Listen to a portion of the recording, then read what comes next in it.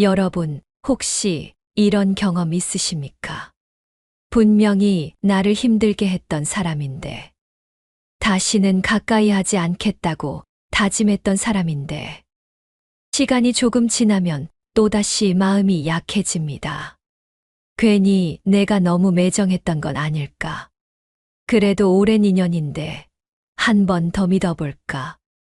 이번에는 달라지지 않았을까? 그리고 결국 같은 자리에서 또 상처를 받습니다. 오늘 이야기는 바로 그 질문에서 시작합니다. 왜 우리는 같은 사람에게 반복해서 상처받으면서도 또다시 문을 열어줄까요? 안녕하세요. 노후를 단단하게 만드는 지혜를 전하는 채널, 지혜담입니다. 이 이야기가 마음에 닿으신다면 구독과 좋아요로 함께해 주십시오. 여러분의 작은 응원이 더 많은 분들께 꼭 필요한 지혜를 전하는 힘이 됩니다. 지금부터 들려드릴 이야기는 어쩌면 여러분 자신의 이야기일지도 모릅니다. 평생 가족을 위해 참고, 직장에서 사람 맞추며 버티고, 내가 조금만 더 참으면 되지. 그렇게 살아오신 60대, 70대의 삶 말입니다. 그런데요, 참는다고 좋아진 관계, 혹시 하나라도 있으셨습니까? 저는 얼마 전 한 통의 편지를 받았습니다. 72, 경기도 수원에 사는 김영호 어르신의 사연이었습니다. 영호 씨는 이렇게 적어 보내셨습니다. 젊을 때는 사람을 잃는 게 무서워서 무조건 붙잡았습니다. 싫은 소리도 못하고 손해 봐도 그냥 웃었습니다. 그래야 사람이 남는 줄 알았습니다. 그런데 남은 건 사람보다 상처더군요. 그 문장을 읽는데 가슴이 오래 먹먹했습니다. 우리는 평생 이런 말을 듣고 자랐습니다. 참는 사람이 이긴다. 용서하는 사람이 어른이다. 인연은 끝까지 붙잡아야 한다. 그래서 관계가 힘들어도 끊지 못합니다. 나를 무시하는 사람, 돈만 빌려가는 사람, 말로 상처 주는 사람, 알면서도 또 받아줍니다. 혹시 나 하나 때문에 틀어질까봐, 혹시 내가 나쁜 사람이 될까봐. 그런데 이상하지 않습니까? 남에게는 그렇게 관대하면서 왜 자기 자신에게는 그렇게 잔인했을까요? 오늘 들려드릴 이야기는 타인을 고치는 방법이 아닙니다. 나를 지키는 방법에 대한 이야기입니다. 2500년 전, 인도의 한 수행자가 제자들에게 이런 질문을 던졌다고 합니다. 독이 묻은 그릇에 물을 담으면 어떻게 되겠느냐? 제자들은 대답했습니다. 아무리 깨끗한 물이라도 마실 수 없습니다. 그 수행자는 다시 말했습니다. 그렇다면 그 그릇을 몇 번 씻으면 괜찮아지겠느냐? 아무리 씻어도 독이 스며들면 소용이 없습니다. 그 수행자가 바로 석가모니였습니다. 부처님은 사람을 그릇에 비유했습니다. 겉은 멀쩡해 보여도 속에 독이 밴 사람은 결국 또다시 독을 흘린다는 뜻이었습니다. 여러분, 혹시 여러분 곁에도 그런 사람이 있지 않으십니까? 만날 때마다 기운이 빠지고, 돌아오는 길에 한숨이 나오고, 괜히 내가 작아지는 사람. 이상하게 그 사람만 만나면 내가 잘못한 사람처럼 느껴지는 사람. 그런데도, 그래도 오래 알던 사이인데, 그래도 가족인데, 그래도 친구인데, 이 말로 또다시 나를 설득합니다. 영호 씨도 그랬습니다. 30년 넘게 알고 지낸 친구가 있었답니다. 술만 마시면 돈을 빌려가고, 갚는 날은 한 번도 지키지 않고, 고맙다는 말 한마디 없던 사람. 그래도 친구니까 하며 계속 지갑을 열었다고 합니다. 그러다 어느 날 문득 이런 생각이 들었다고 합니다. 나는 친구를 돕는 게 아니라 내 마음을 갈아 넣고 있었구나. 그날 처음으로 전화를 받지 않았다고 합니다. 그리고 이상하게도 세상이 조금 조용해졌다고 했습니다. 여러분, 혹시 우리에게 필요한 건 더 많은 인연이 아니라 덜어내는 용기 아닐까요? 아까 말씀드린 김영호 어르신의 이야기를 조금 더 이어가 보겠습니다. 그날 이후로 영호 씨는 마음이 이상했다고 합니다. 전화를 일부러 받지 않았을 뿐인데 괜히 죄인이 된 것 같고 괜히 매정한 사람이 된 것 같고 가슴 한쪽이 계속 불편했습니다. 내가 너무 심했나? 그래도 30년 친구인데 이 나이에 사람 하나 끊어내는 게 맞나? 밤새 뒤척였다고 합니다. 그런데 더 놀라운 건 그 다음 날이었습니다. 아침에 눈을 떴는데 늘 있던 그 묵직한 피로가 조금 가벼워졌다는 겁니다. 휴대폰을 확인하지 않아도 됐고, 혹시 또 돈 얘기 꺼낼까? 걱정하지 않아도 됐고, 괜히 만날 약속 잡힐까? 마음 졸이지 않아도 됐습니다. 그제야 처음 깨달았다고 합니다. 아, 내가 사람을 잃은 게 아니라 짐을 하나 내려놨구나. 여러분은 어떠십니까? 혹시 지금도 마음 한쪽을 계속 갉아먹는 사람이 한 명쯤 떠오르지 않으십니까? 생각만 해도 한숨 나오는 사람, 전화벨만 울려도 긴장되는 사람, 만나고 나면 꼭 며칠씩 기분이 가라앉는 사람. 그런데도 우리는 말합니다. 그래도 인연이지. 그래도 오래 봤는데. 그래도 내가 어른인데 참아야지. 참. 우리는 평생 참는 연습만 배웠습니다. 하지만 아무도 나를 지키는 연습은 가르쳐 주지 않았습니다. 그때 영호 씨가 우연히 절에서 들은 법문이 하나 있었다고 합니다. 스님이 이런 이야기를 들려주셨답니다. 어느 날 한 제자가 스승에게 물었습니다. 스승님, 나쁜 사람도 품어야 합니까? 미워하지 말고 끝까지 사랑해야 합니까?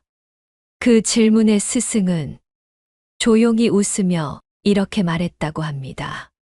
독사를 품에 안고 따뜻하게 해주면 그 독사가 고마워할 것 같으냐? 제자는 고개를 저었습니다. 아닙니다. 오히려 더 힘이 나면 저를 물 것입니다. 스승은 말했습니다. 그렇다. 독사를 품는 것은 자비가 아니라 어리석음이다. 영호 씨는 그 말을 듣는 순간 뒤통수를 얻어맞은 것 같았다고 합니다. 그동안 자신이 했던 행동이 바로 그 독사를 품는 일 같았기 때문입니다. 상처 주는 사람을 그래도 불쌍하니까 하며 끌어안고 변하겠지 하며 또 믿고 결국 또 물리고. 여러분, 혹시 우리도 그러지 않았습니까? 말로는 괜찮다 하면서 속으로는 피 흘리면서 웃으면서 밥 사주고 집에 돌아와서는 혼자 씻지도 못할 만큼 지쳐버리고 그걸 우리는 정이라고 의리라고 인내라고 스스로 포장해 왔습니다. 하지만 냉정하게 말하면 그건 사랑이 아닙니다. 자기 희생에 중독된 습관일 뿐입니다. 더 무서운 건 그 습관이 오래될수록 자존감이 점점 닳아 없어집니다. 나는 이 정도 대접받아도 되는 사람인가 보다. 내가 조금 더 참아야지. 이 생각이 반복되면서 나 자신을 점점 하찮게 대하게 됩니다. 부처님은 또 이런 비유를 남겼다고 합니다.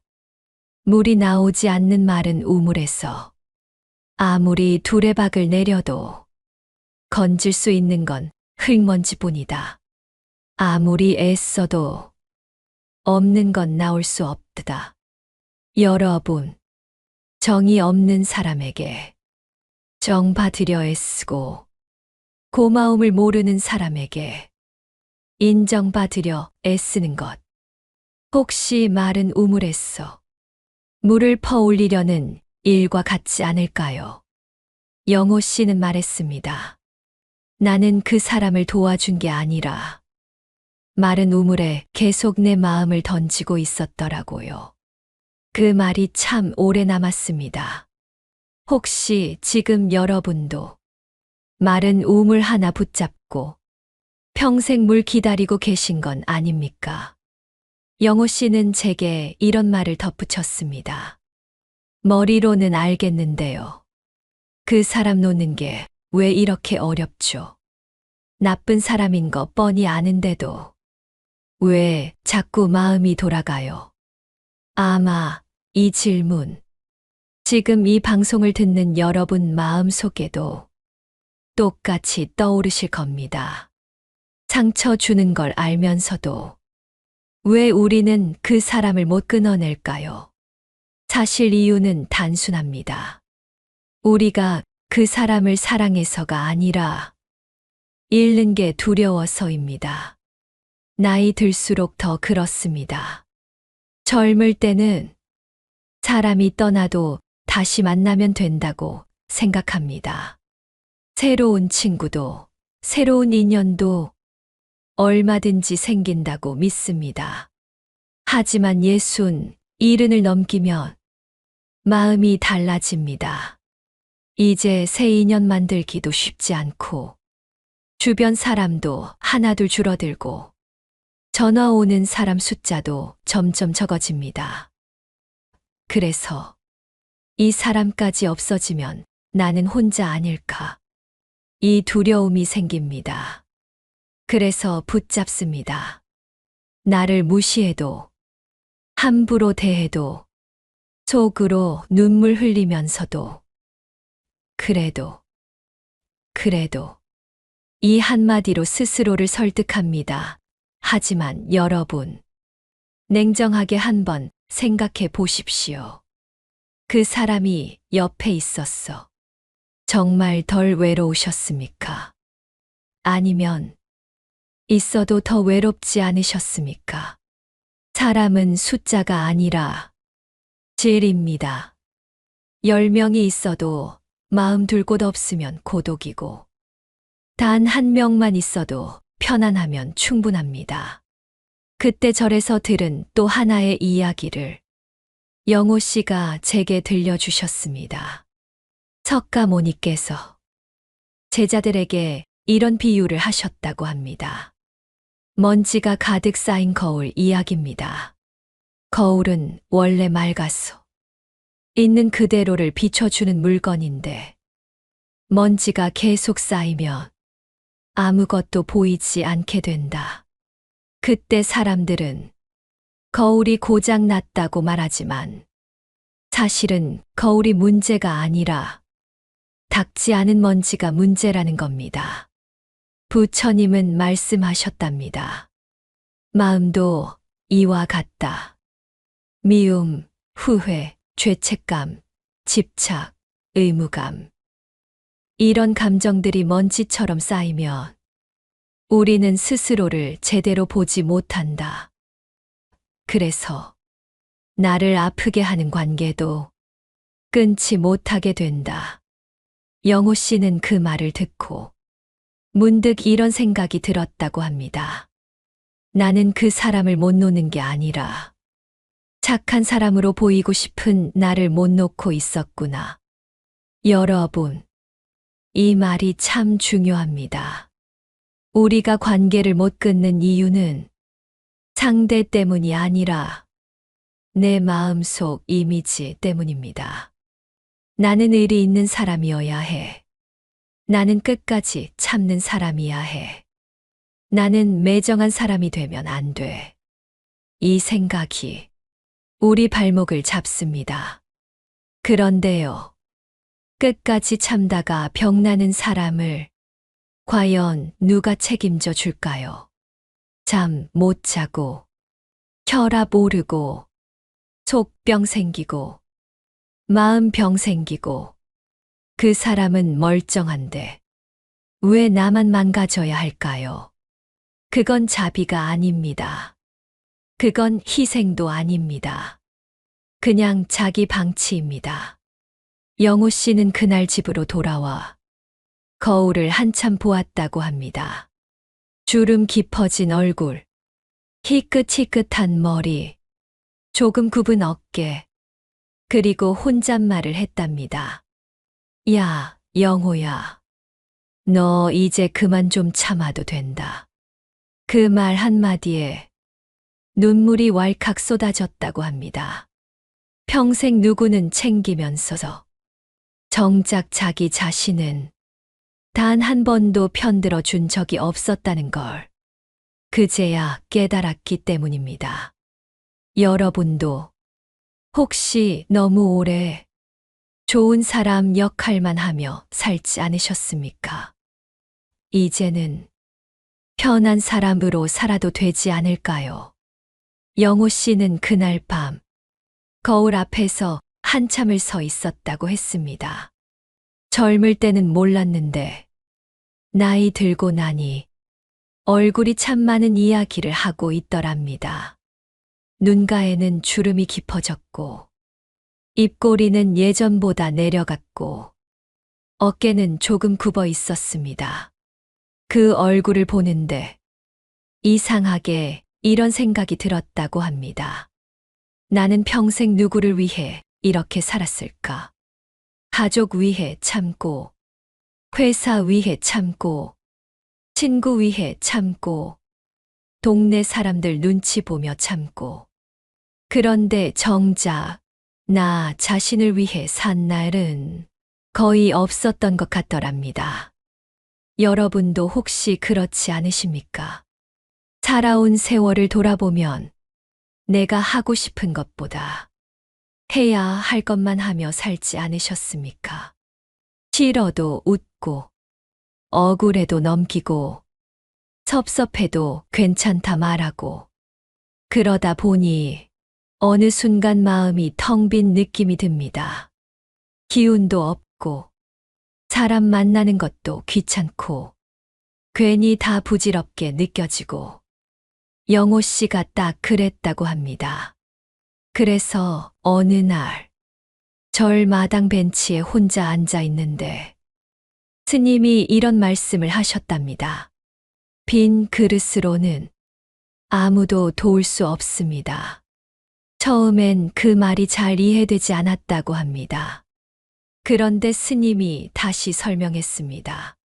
그릇에 물이 가득 차 있어야 누군가에게 한 컵이라도 따라줄 수 있지요.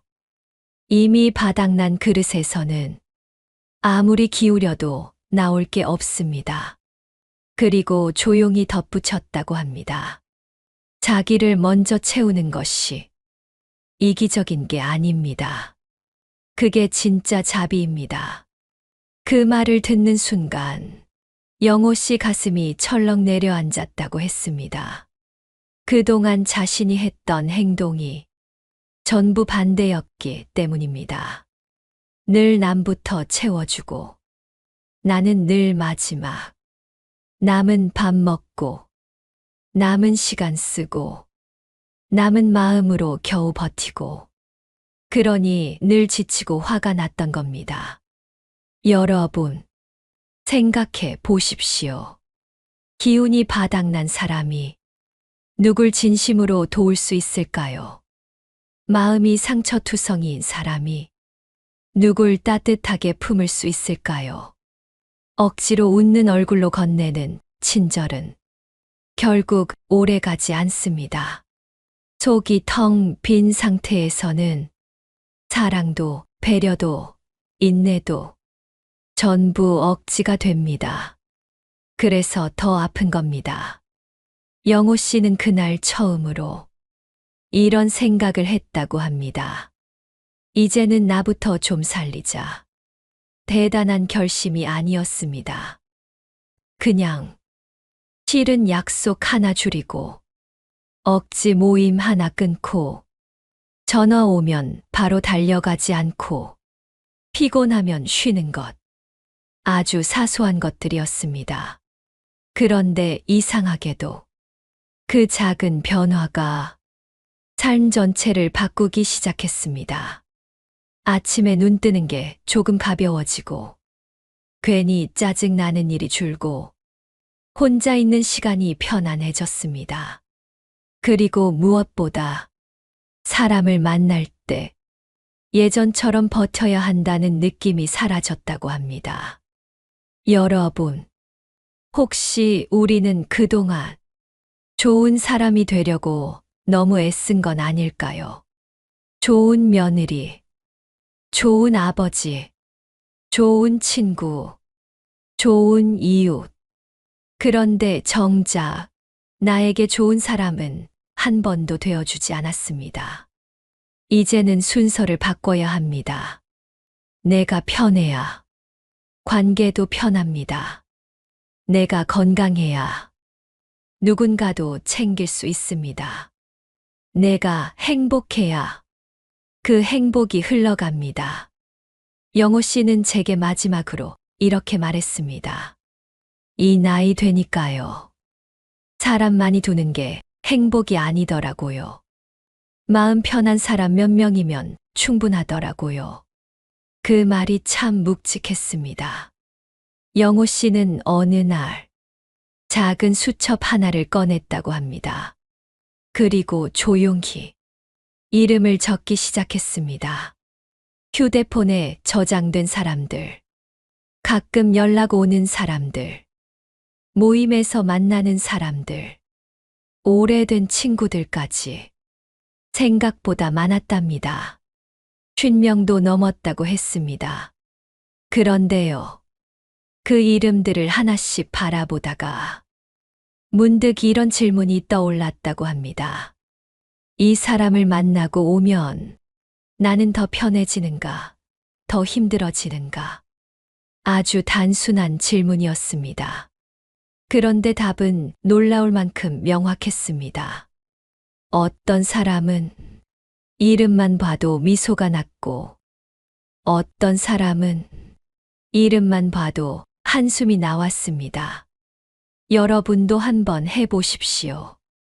머릿속으로만 생각하지 말고 정말 종이에 적어보시면 마음이 아주 솔직해집니다. 우리는 평소에 의리, 정, 체면 같은 말로 감정을 자꾸 포장합니다. 그래서 괜찮은 줄 압니다. 하지만 종이에 이름을 써놓고 가만히 바라보면 몸이 먼저 반응합니다. 편한 사람은 가슴이 따뜻해지고 힘든 사람은 어깨가 굳어집니다. 몸은 거짓말을 안 합니다. 영호 씨는 그날 깨달았다고 했습니다. 아, 나는 그동안 사람을 만난 게 아니라 시험을 보러 다녔구나. 말 한마디 실수하면 안 되고, 돈 얘기 나올까 긴장하고, 괜히 분위기 맞추려고 애쓰고, 그게 무슨 친구입니까? 그게 무슨 인연입니까?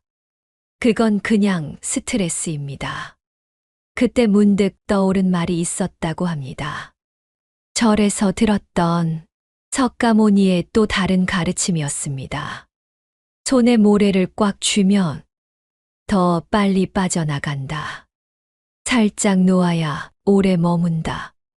집착할수록 더 괴롭고, 더 불안하고, 더 잃을까 두렵습니다. 하지만 살짝 놓는 순간 마음이 편해집니다.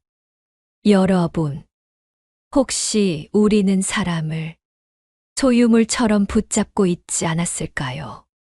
내 친구니까, 내 가족이니까, 내 사람이어야 하니까.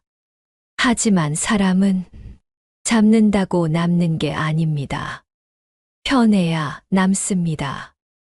억지로 붙잡은 관계는 결국 서로를 다치게 합니다. 영호 씨는 수첩에 동그라미와 줄을 그었다고 합니다.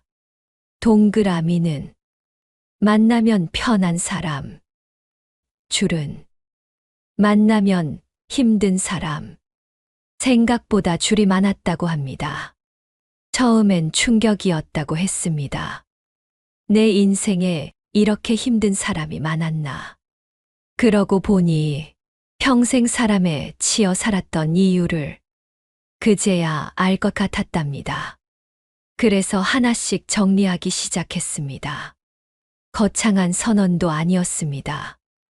그냥 괜히 의무처럼 나가던 모임 하나 안 나가고, 툭 하면 돈 얘기하는 사람 연락 줄이고, 억지 부탁 들어주지 않고, 딱 그 정도였습니다.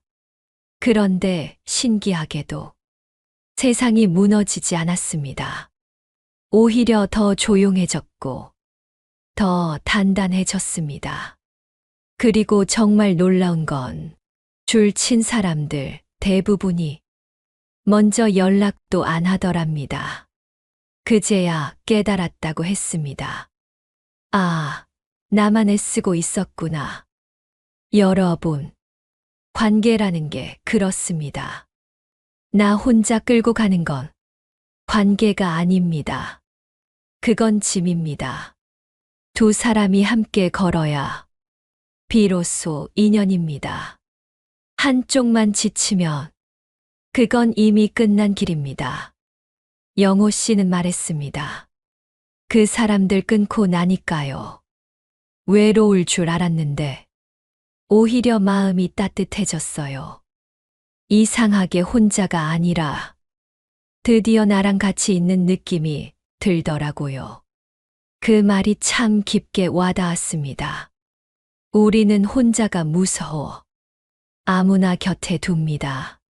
하지만 진짜 외로움은 나를 이해 못하는 사람들 사이에 있을 때 더 커집니다. 차라리 혼자가 낫습니다. 혼자는 평온하지만 잘못된 인연 속에서는 매일이 전쟁입니다. 영호 씨는 제게 이렇게 말했습니다. 선을 긋는 게요. 막상 하려니까 제일 무섭더라고요. 아마 많은 분들이 이 대목에서 고개를 끄덕이실 겁니다. 끊어야지. 거리 둬야지. 마음속으로는 100번도 더 다짐했는데 막상 행동으로 옮기려 하면 가슴이 철렁 내려앉습니다. 괜히 내가 나쁜 사람 되는 것 같고, 괜히 매정한 인간 되는 것 같고, 혹시 나중에 후회하지 않을까 겁도 납니다. 그래서 또 미룹니다. 다음에 하지 뭐. 조금만 더 참지 뭐. 그 조금만 더가 몇 년이 되고 10년이 되고 결국 평생이 됩니다. 여러분, 한 가지 분명하게 말씀드리고 싶습니다. 선 긋는 건 절대 냉정한 행동이 아닙니다. 오히려 가장 따뜻한 선택입니다. 왜냐하면 나를 살리는 일이기 때문입니다. 생각해 보십시오. 물이 새는 배에 타고 있으면서 그래도 정들었으니까 하며 끝까지 붙잡고 있으면 결국 어떻게 되겠습니까? 배도 가라앉고 나도 같이 가라앉습니다. 먼저 내려와야 삽니다. 관계도 똑같습니다. 나를 계속 깎아 먹는 사람 곁에 있으면서 의리 타령하는 건 용기가 아니라 미련입니다. 영호 씨는 처음에 아주 서툴게 시작했다고 합니다. 전화를 일부러 안 받는 것도 며칠 동안 마음이 불편했고 모임 안 나간다고 문자 보내는 것도 손이 덜덜 떨렸다고 합니다. 마치 큰 죄 짓는 기분이었다고 했습니다. 그런데요. 막상 그렇게 해보니 세상이 생각보다 조용하더랍니다. 화를 내며 쫓아오는 사람도 없었고, 왜 그러냐고 붙잡는 사람도 거의 없었습니다. 오히려 대부분은 아무 일도 없다는 듯 그냥 자기 갈 길을 갔습니다. 그때 영호 씨가 허탈하게 웃었다고 합니다. 내가 그렇게까지 애써 지켜야 할 관계가 아니었더라고요. 여러분, 우리가 붙잡고 있는 많은 인연은 사실 습관일 뿐입니다. 정이 아니라 익숙함, 사랑이 아니라 두려움, 그걸 우리는 착각하며 살아갑니다. 그래서 저는 영호 씨께 이렇게 물었습니다. 그럼 어떻게 정리하셨어요? 혹시 크게 싸우셨습니까? 영호 씨가 웃으며 말했습니다. 아니요. 싸울 필요도 없더라고요. 그는 3가지 원칙만 지켰다고 합니다. 첫째, 억지로 맞추지 않는다. 가기 싫은 자리, 마음 불편한 만남, 더 이상 의무감으로 가지 않았습니다. 둘째, 무리한 부탁은 웃으며 거절한다.